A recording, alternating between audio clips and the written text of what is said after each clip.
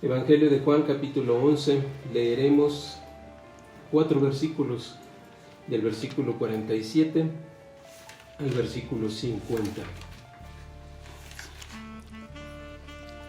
Si ya lo tenemos, vamos a leerlo todos juntos. Dice la palabra de nuestro Dios: Entonces los pontífices y los fariseos juntaron concilio y decían: ¿Qué hacemos? Porque este hombre hace muchas señales.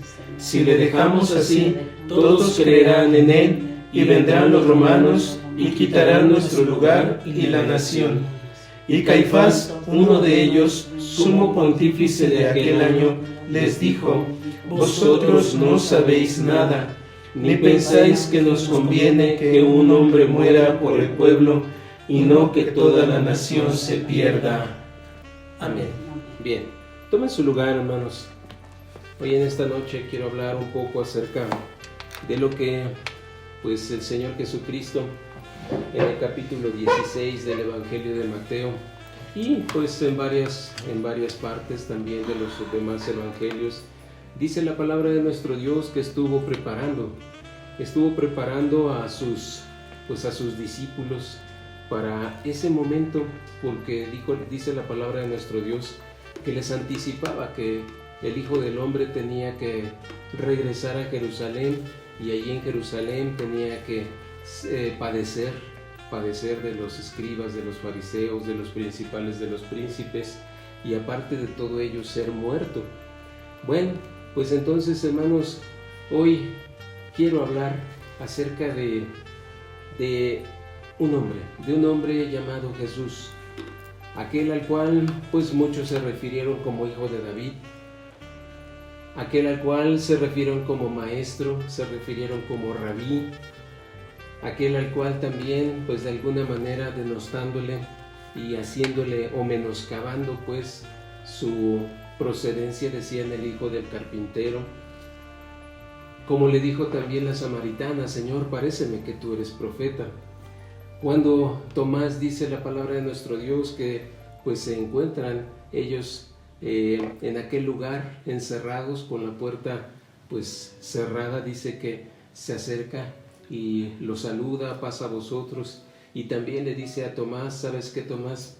Toma tu mano y mira, aquí están las marcas de los clavos, y mete tu mano en mi costado. Él dijo: Señor mío y Dios mío. Hijo de Dios, le decían otros, y como él también se autonombraba, él decía a sí mismo, dice que cuando llegara a la venida del Hijo del Hombre, iba a haber muchas señales. Entonces, hermanos, esta parte que yo quiero hoy que nosotros podamos estudiar en esta noche, dice que en el versículo 47, entonces los pontífices y los fariseos juntaron concilio y decían: ¿qué hacemos? ¿Cuál era la preocupación de estos hombres? De acuerdo con lo que leemos en la siguiente parte del versículo, lo que les preocupaba era lo siguiente. Dice: porque este hombre, ¿qué hacía? ¿Qué estaba haciendo? Muchas señales. Muchas señales.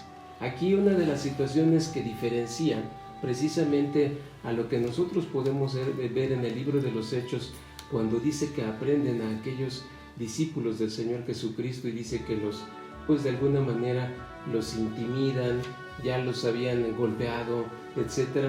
Entonces dice la palabra de nuestro Dios que aquí les refieren, cuando ellos hacen su junta, dice que están platicando entre ellos, hablan de Teudas, hablan de un Judas que había salido y que había gente que los seguía. Es decir, los tomaban como esos que hacían revueltas.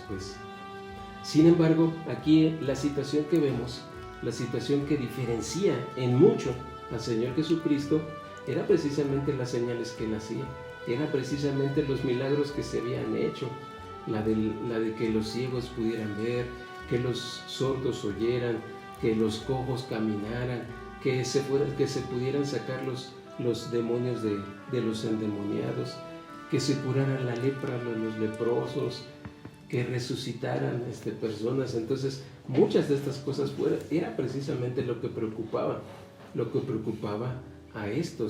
a los pontífices. Fíjense, sin que pierdan allí, dice aquí en el capítulo 15 del Evangelio de Marcos, y ahorita vamos a comprender precisamente por qué el siguiente versículo del que leímos aquí en el 11 de Juan, pues era lo que preocupaba. Dice capítulo 15, versículo 10, ya estaba el Señor Jesucristo ante Pilatos. Dice, porque conocía. El versículo 9 habla que estaba Pilato. Dice el versículo 10, porque Pilato conocía algo, se dio cuenta de algo, y dice, porque conocía que por envidia, ¿qué? Le habían entregado los príncipes de los sacerdotes. ¿Sí? Yo creo que ustedes recuerdan, dice la palabra de nuestro Dios, el Evangelio de Juan da muchos datos, muchos datos, y dice la palabra de nuestro Dios que la esposa de Pilato le había mandado a decir así en secreto, dice, ¿sabes qué? Deja ir a este hombre, dice, yo he tenido sueños y me han conturbado, dice, no tengas que ver con la sangre de este justo. Entonces, dice la palabra de nuestro Dios que efectivamente, ahora sí que cuando se hacen cosas malas son muy claras, son evidentes, pues, y dice la palabra de nuestro Dios, dice, porque este hombre hace muchas señales.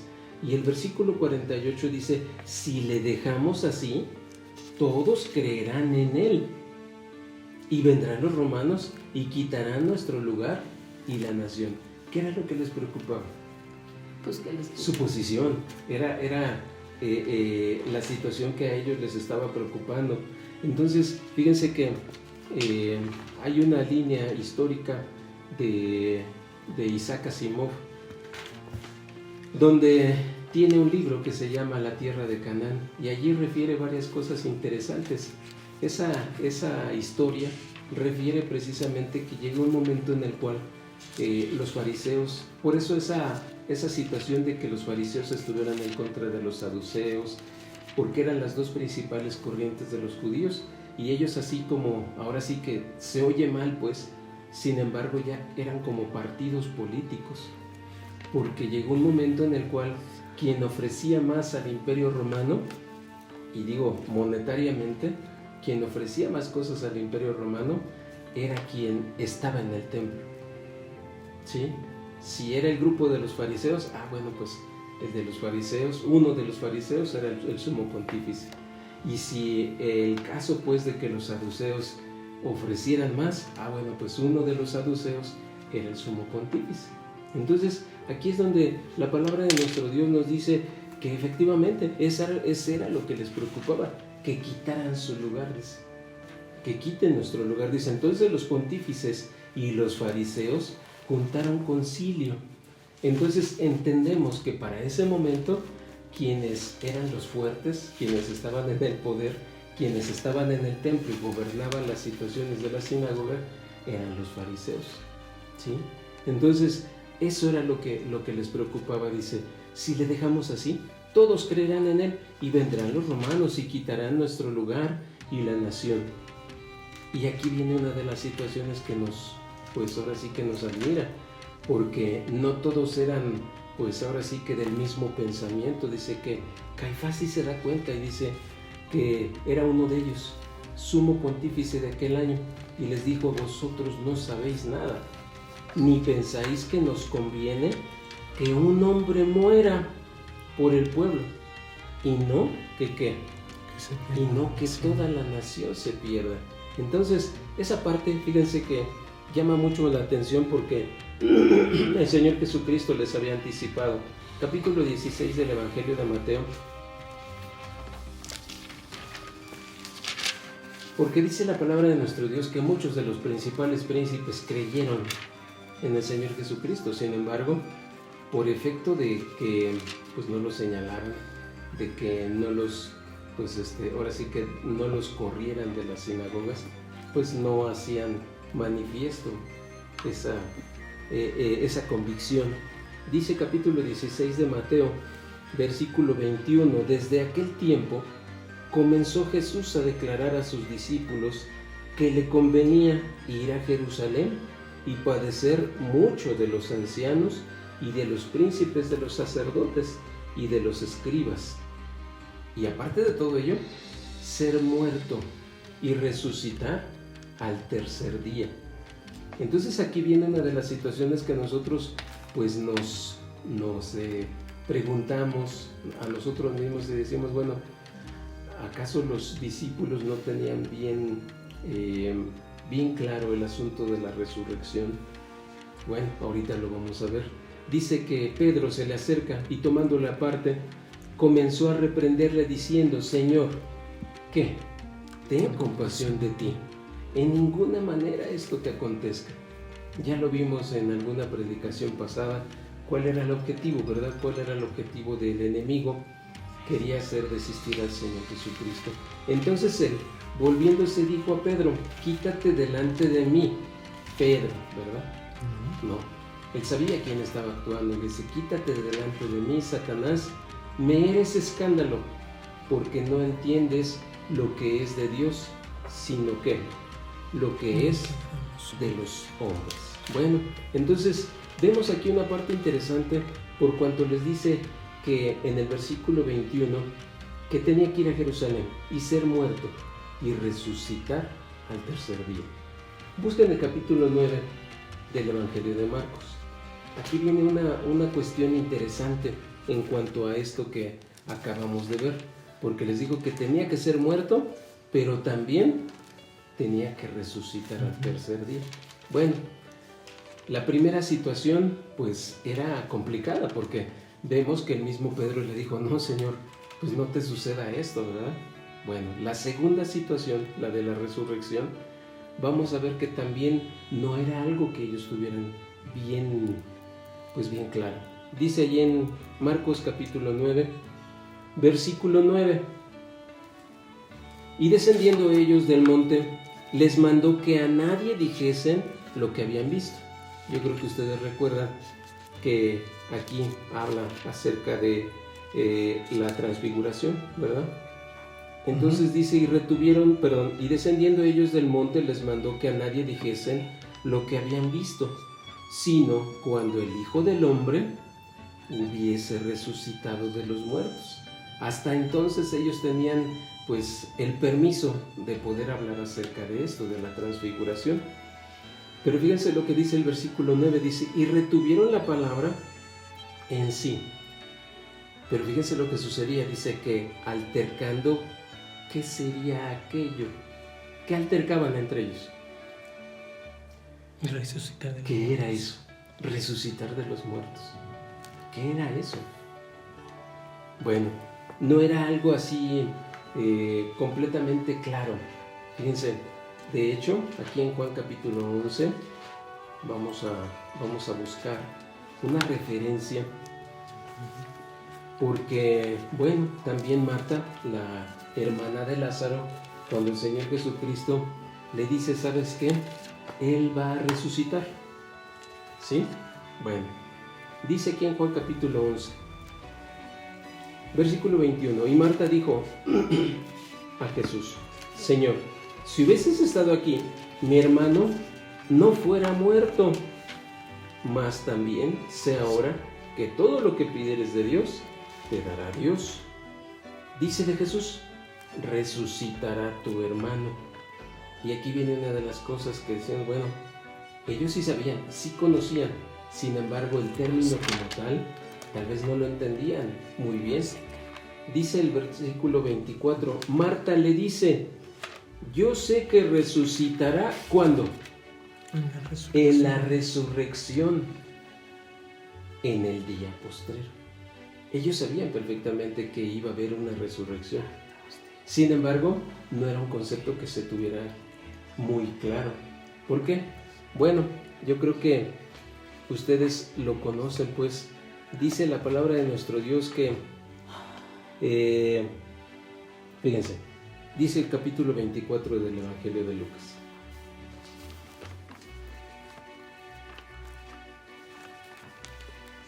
Si ellos tenían bien claro el concepto de la resurrección, no hubiera sucedido lo que sucedía aquí en este escenario.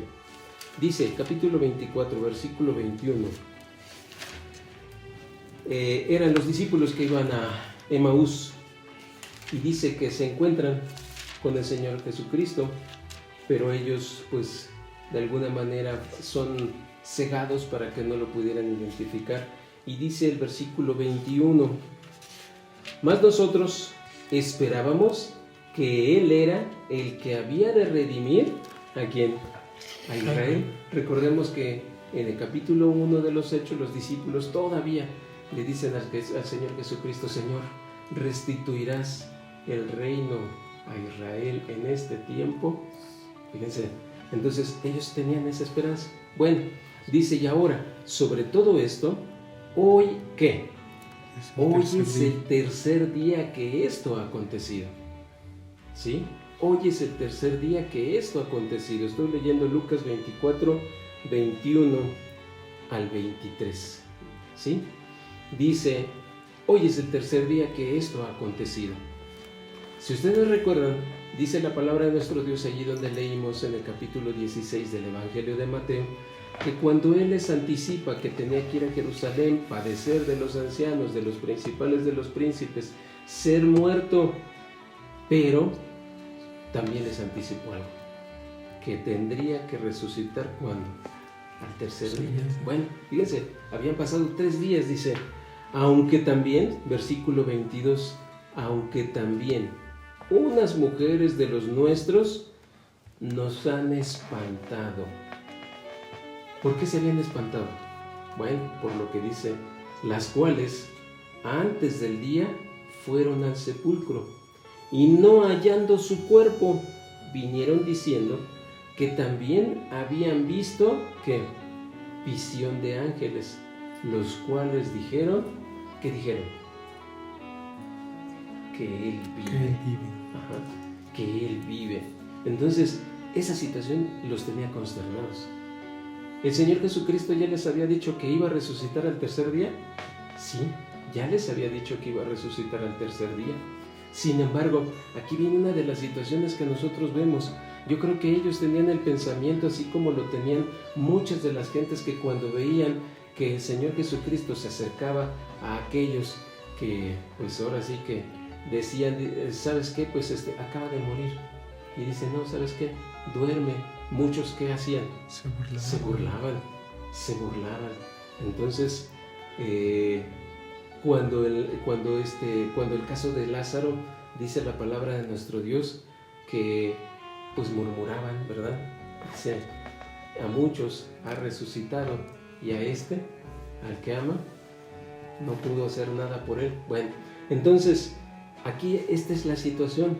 Dice pues que ellos no, o bueno, nosotros deducimos que ellos no habían entendido bien la situación de la resurrección. ¿Sí? Todavía no la tenían bien conceptualizada. Bueno, aquí viene una de las situaciones, hermanos. ¿Por qué era necesario? ¿Por qué era necesario que el Señor Jesucristo muriera? Levítico capítulo 17. Vamos a...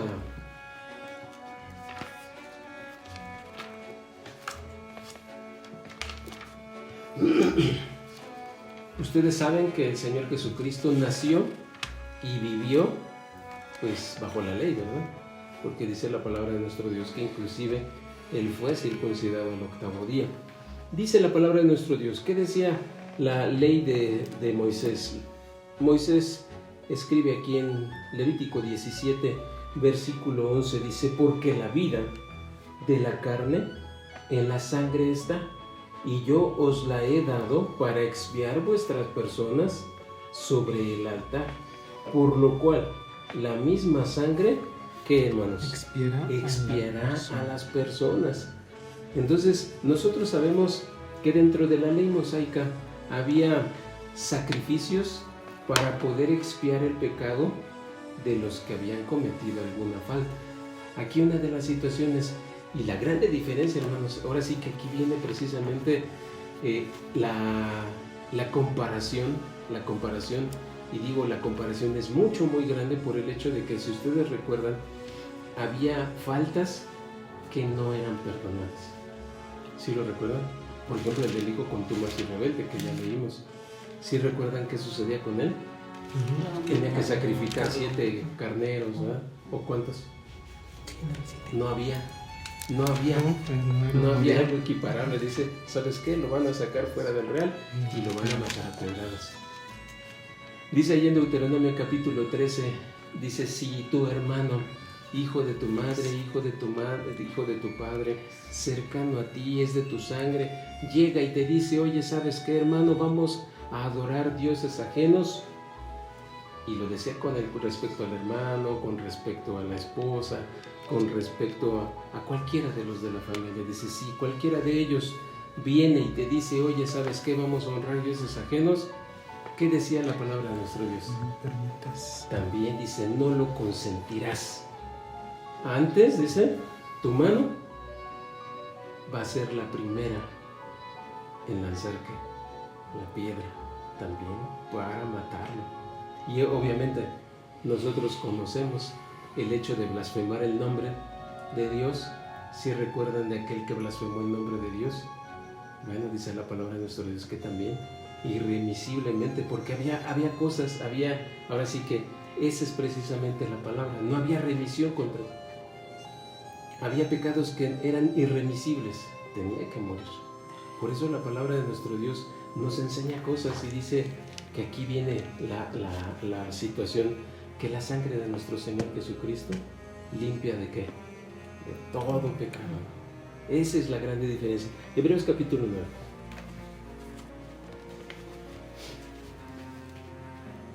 ¿Por qué era necesario que el Señor Jesucristo muriera? ¿Por qué se dio en sacrificio? Bueno, el apóstol Pablo nos ilustra. Dice el versículo 9, lo cual era figura de aquel tiempo presente, en el cual se ofrecían presentes y sacrificios que no podían hacer perfecto cuanto a la conciencia al que servía con ellos. Porque recuerdan, dice allí en el libro del profeta Malaquías, que llega un momento en el cual ellos comienzan a sacrificar ¿qué? Animales ciegos, con nube, perniquebrados, rengos. Exacto, cojos, rengos, etc. Entonces dice esta parte, dice, lo cual era figura del tiempo presente, en el cual se ofrecían presentes y sacrificios que no podían hacer perfecto cuanto a la conciencia al que servía con ellos, porque después su conciencia se cauterizó, ¿sí? Y ya no ofrecían lo que tenían que ofrecer, y ya no lo ofrecían como Jehová lo había pedido, porque aquí era la conciencia de que si pecaste, pues ya no hay que volverlo a hacer. Pero aquí la situación se volvió un tanto cuanto recurrente. Versículo 10, consintiendo solo en viandas y en bebidas, y en diversos lavamientos y ordenanzas acerca de la carne, impuestas hasta el tiempo de la corrección. Aquí es claro el apóstol Pablo dice que esto iba a ser hasta el tiempo de la corrección. Dice, mas estando ya presente Cristo, pontífice de los bienes que habían de venir, por el más amplio y más perfecto tabernáculo, no hecho de manos, es a saber, no de esta creación. Por eso dice la palabra de nuestro Dios que Él pues va y se presenta delante de ¿quién? Pues delante del Padre, delante del Padre. Por eso dice que en un tabernáculo no hecho de esta creación. Bueno, dice, y no por sangre de machos cabríos ni de becerros, mas por su propia sangre entró una sola vez en el santuario, habiendo obtenido eterna redención. Porque si la sangre de los toros y de los machos cabríos y la ceniza de la becerra rociada a los inmundos santifica para la purificación de la carne, cuánto más la sangre de Cristo, el cual por el Espíritu Eterno se ofreció a sí mismo sin mancha a Dios, limpiará vuestras conciencias de las obras de muerte para que sirváis a quién, hermanos, al Dios vivo. ¿Sí? Entonces esa fue la situación. Dice la palabra de nuestro Dios que efectivamente para poder limpiar el pecado se tenía que hacer el sacrificio. Tenía que haber un sacrificio. Y sin embargo aquí había una situación, había sacrificios que no tenían ahora sí que algo equiparable para poder decir, ¿sabes qué? Esta es una falta grave. Bueno, pues vas a sacrificar 7 bueyes y 7 cabras y 7 corderos, ¿no? No había pecados que no podían ser perdonados. Y sin embargo, aquí dice la palabra de nuestro Dios que la sangre de nuestro Señor Jesucristo fue tan especial, es tan especial, que sí, lava de cualquier pecado. Dice el versículo 23, fue pues necesario que las figuras de las cosas celestiales fuesen purificadas con estas cosas, pero las mismas cosas celestiales con mejores sacrificios que estos.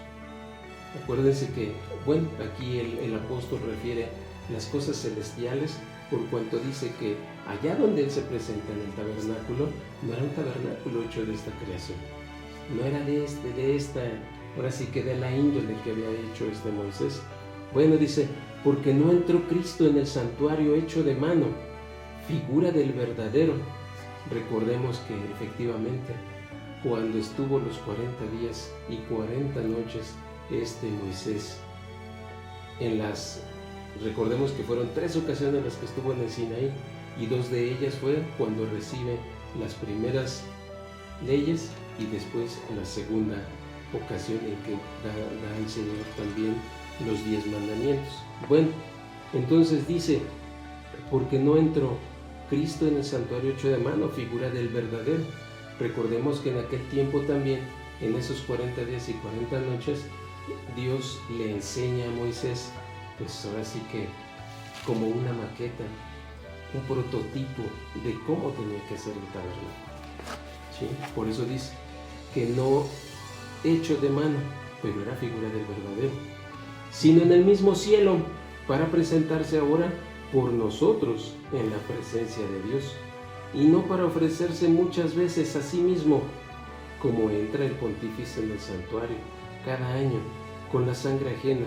De otra manera fuera necesario que hubiera padecido muchas veces desde el principio del mundo, mas ahora, una vez en la consumación de los siglos, para deshacimiento del pecado que presentó por el sacrificio de sí mismo, y de la manera que está establecido a los hombres, que mueran una sola vez, y después el juicio. Así también Cristo fue ofrecido una vez para agotar los pecados de muchos, ¿sí? Y la segunda vez sin pecado será visto de los que le esperan para salud. Bien, aquí mismo, pero en Hebreos capítulo 10, versículo 9 y 10. Entonces dijo, heme aquí para que haga, oh Dios, tu voluntad. Quítalo primero. ¿Para qué, hermanos? Para establecer lo postrero. ¿Qué es lo que iba a establecer? Dice la palabra de nuestro Dios allá en Jeremías capítulo 33, si no mal recuerdo, donde dice que haría un nuevo pacto con la casa de Israel. Dice, no como el pacto que hice con ellos cuando estuvieron en el Sinaí, ¿verdad? Pero ahora dice que iba a dar la ley, ¿en dónde? En sus corazones. En sus corazones. Bien, dice entonces, quítalo primero para establecer lo postrero, en la cual voluntad somos santificados por la ofrenda del cuerpo de Jesucristo, hecha, ¿cuántas? Una sola vez. Y aquí viene una de las situaciones, hermanos, fíjense que esa parte me llama mucho la atención, por cuanto ustedes conocen que el apóstol Pablo en su epístola que escribe para los hermanos de Colosas, a los colosenses, ahí en el capítulo 1, por ahí del versículo 18 en adelante, habla acerca del Señor Jesucristo y dice que por Él son hechas todas las cosas, ¿verdad? Y por Él fueron hechas. Entonces, estamos viendo una de las situaciones muy hermosas. Ahora sí que ejecutando el Señor Jesucristo la acción de la creación, pues hermanos, ahora sí que cuando llega, hace su sacrificio y dice la palabra de nuestro Dios que se presenta delante del Padre, pues hermano, ahora sí que no es más que el Creador pues intercediendo por su creación, ¿no? Ahora sí que amó de tal manera su creación que intercedió por ella y se dio a sí mismo por ella. Dice ahí en el libro de los Salmos: he aquí, está escrito en la cabecera del libro de mí. Aquí estoy yo, ¿para qué? Para hacer tu voluntad, para hacer tu voluntad. Bueno, entonces era precisamente eso. Dice en Efesios capítulo 2.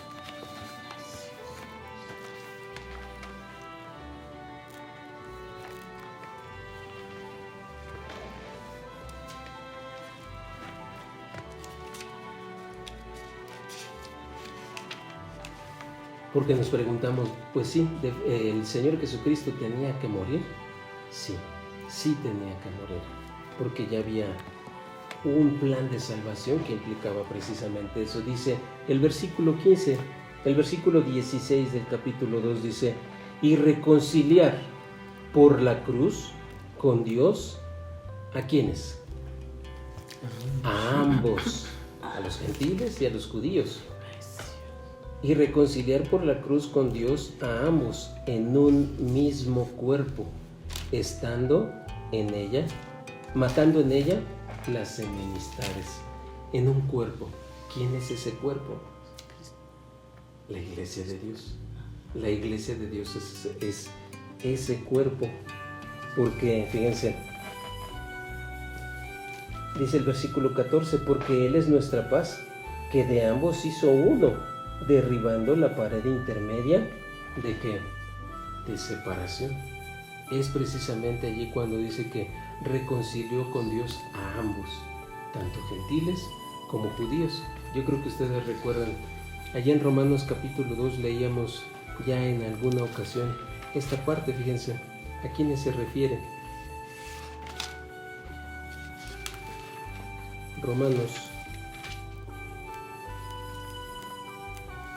Es capítulo 3,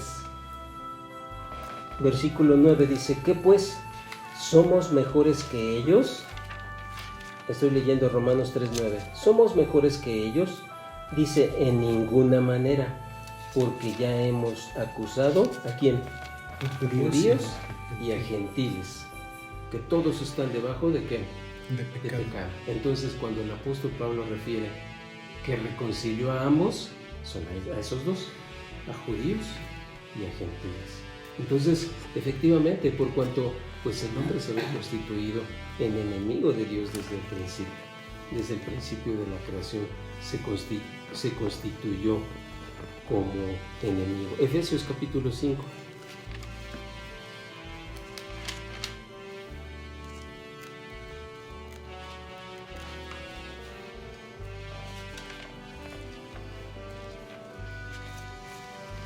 Versículo 2. Esta es la parte que decíamos hace un rato. Dice: y andad en amor, como también que Cristo nos amó y se entregó a sí mismo por nosotros, ofrenda y sacrificio a Dios. ¿Cómo? En olor suave.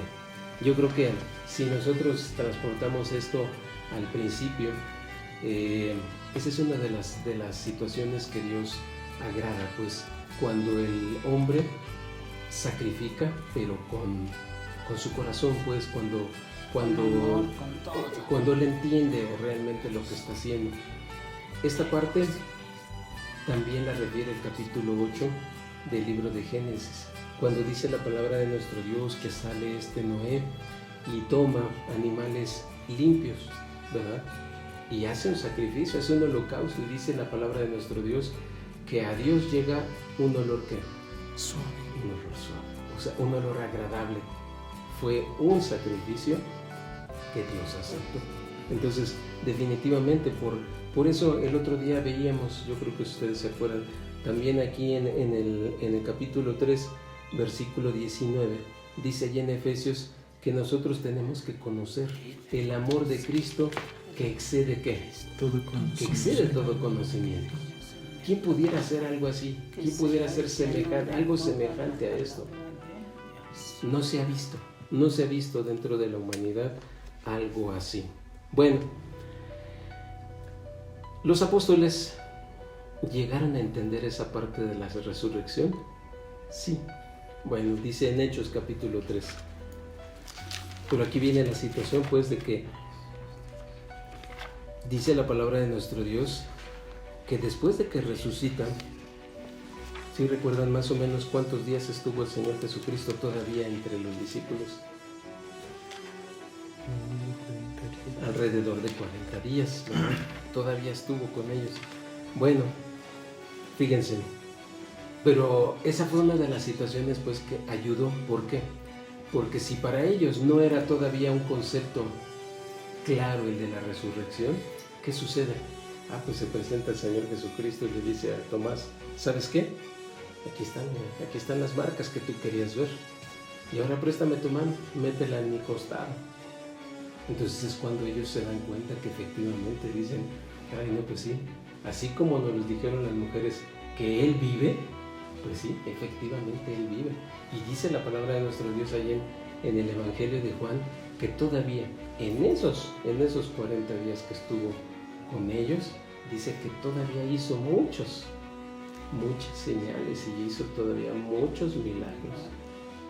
Y si ustedes se dan cuenta, tanto Juan como por ejemplo Juan en su primera carta dice todo lo que vimos, todo lo que palpamos, todo lo que escuchamos referente o acerca de quién, del Verbo de Dios, del Hijo de Dios, dice eso es lo que nosotros testificamos.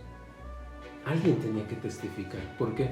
Porque si ustedes se acuerdan, dice la palabra de nuestro Dios que en cuanto lo dejan en el sepulcro, van unos y le dicen, oye, ¿sabes qué? Nosotros oímos que Él dijo que iba a resucitar en el tercer día. Dice, entonces vamos a poner unos guardias, dice, porque no sea que vengan quienes, sus discípulos y roben el cuerpo. Entonces, si ustedes se dan cuenta también en una de las visitas que refiere los evangelios, dice que pues una de ellas ve al Señor Jesucristo y pensaba que era el hortelano, ¿verdad? Y le dice, oye, si tú te llevaste el cuerpo del Señor, del Maestro, dime dónde lo pusiste, ¿no? Y es cuando la reprende y se da cuenta ella quién es. ¿Sí? Entonces, esa parte es muy, muy importante. ¿Por qué el Señor Jesucristo todavía estuvo con ellos por varios días? Era precisamente por eso. Porque para ellos todavía no era algo muy claro el concepto de la resurrección. Cuando ven el efecto, entonces sí, comenzaron a creer. Fíjense, ¿qué testificaban? Hechos capítulo 3, versículo 13 al 15 dice, y el Dios de Abraham, y de Isaac, y de Jacob, el Dios de nuestros padres, ¿qué hizo? Ha glorificado a su Hijo Jesús, al cual vosotros entregasteis y negasteis delante de Pilato, juzgando él que había de ser suelto. Mas vosotros al santo y al justo negasteis y pedisteis que se os diese un homicida, a Barrabás, ¿verdad? Y matasteis al autor de la vida, al cual, ¿qué? Dios ha resucitado de los muertos, de lo que nosotros, ¿qué? Somos testigos. De lo que nosotros somos testigos.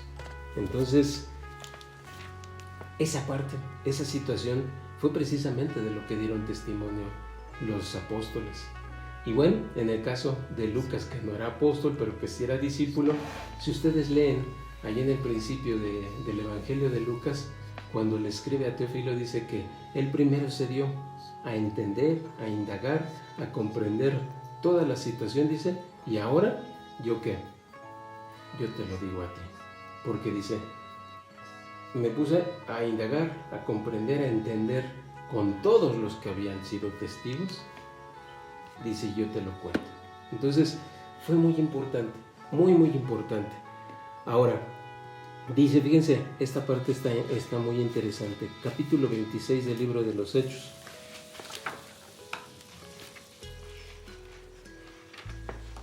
Eso que sucedió de la crucifixión del Señor Jesucristo no fue algo que hubiera sido aislado, pues que solamente unos cuantos se hubieran enterado. No fue así. Fíjense cuál fue el testimonio del apóstol Pablo. Y dice el versículo 25, mas él dijo, no estoy loco, excelentísimo Festo, cuando pues lo llevan, ¿verdad?, delante de Festo.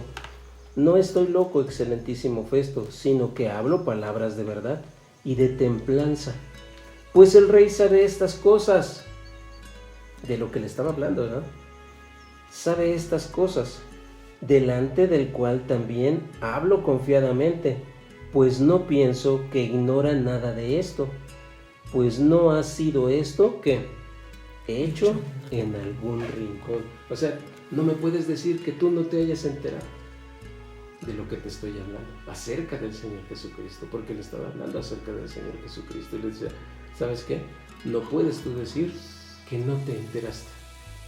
Alguien te lo tuvo que haber dicho. ¿Por qué?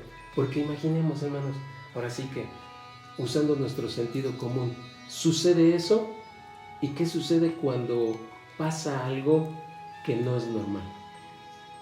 ¿Qué sucede entre la gente?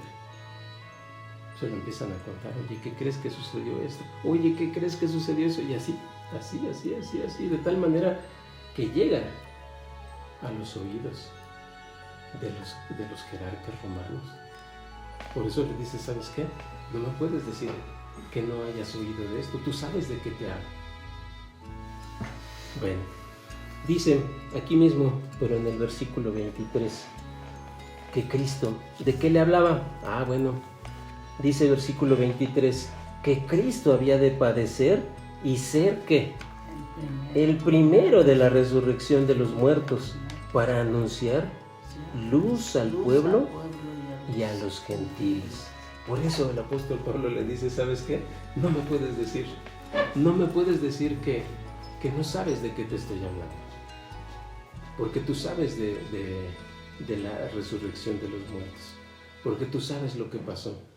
Esto no sucedió en ningún rincón, así en algo aislado, en algo escondido. No, tú te enteraste. Dice versículo 18 de este mismo. ¿Cuál era el propósito de Pablo? Dice, para que abras sus ojos, para que se conviertan de las tinieblas a la luz y de la potestad de Satanás a la luz. Y de la potestad de Satanás a Dios, para que reciban por la fe que es en mí remisión de pecados y suerte entre los santificados. Ese era el mensaje que daba Pablo en todos los lugares. Y por eso le dijo a Festo, dice, ¿sabes qué? No me puedes decir que tú no conoces este mensaje, que tú no conoces de qué te hablo. Hebreos capítulo 10, versículo 14 dice así.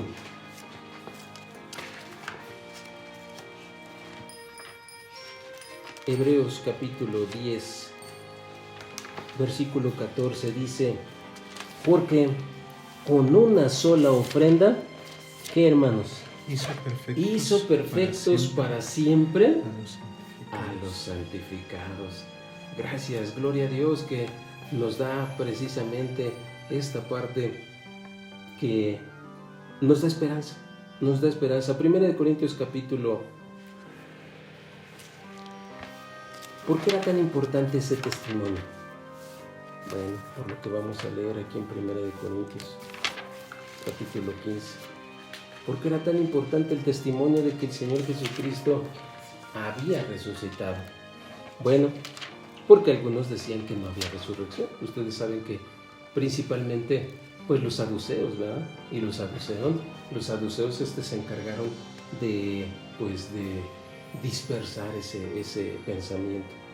Fíjense lo que sucedía. 1 Corintios 15, 12 al 14 dice así, y si Cristo es predicado que resucitó de los muertos, ¿cómo dicen algunos entre vosotros que no hay resurrección de muertos? Porque si no hay resurrección de muertos, ¿qué? Cristo tampoco resucitó. Y si Cristo no resucitó, vana entonces nuestra predicación, vana es también, ¿qué, hermanos? Nuestra fe. Y dice el versículo 19, si en esta vida solamente esperamos en Cristo, los más miserables somos de todos los hombres. Esta parte, pues, ahora sí que hace reflexionar, porque aquí el apóstol Pablo no está refiriéndose a que no hay que creer en Cristo, sino que tenemos que creer en un Cristo resucitado. Esa es la parte importante. Por eso el apóstol Pablo decía, y si no hay resurrección, dice, pues ni Cristo resucitó. Dice, entonces, si en esta vida solamente esperamos en un hombre, bueno, pues dice, los más miserables somos, pero estamos creyendo en ese hombre que murió y que resucitó, en un Cristo resucitado.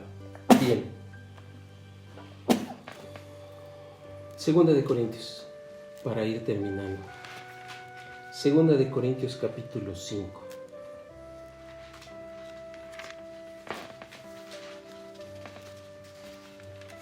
¿Qué es lo importante, hermanos?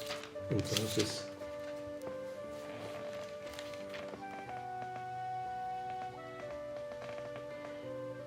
versículo 14 y 15 dice, porque el amor de Cristo nos constriñe, pensando esto, que si uno murió por todos, luego, ¿qué? Todos son muertos al pecado. Y por todos murió, para que los que vivan, ¿qué, hermanos?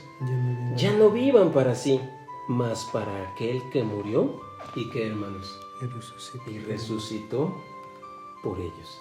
Entonces esta parte es precisamente la importante, porque dice la palabra de nuestro Dios que aquel que se hace siervo del pecado, ¿de quién es siervo? Del pecado, ¿verdad? Del enemigo, del diablo. Pero aquel que se hace siervo de la justicia, ¿de quién es siervo ahora? De aquel que murió por él. Sí, de aquel que murió por él. Esta parte es importante porque Dios quiere que nos sometamos a su voluntad. Hermanos, quiera Dios que la palabra suya se quede en nuestro corazón y que también pueda infundir exhortación en nuestro pensamiento. Pasa a vosotros.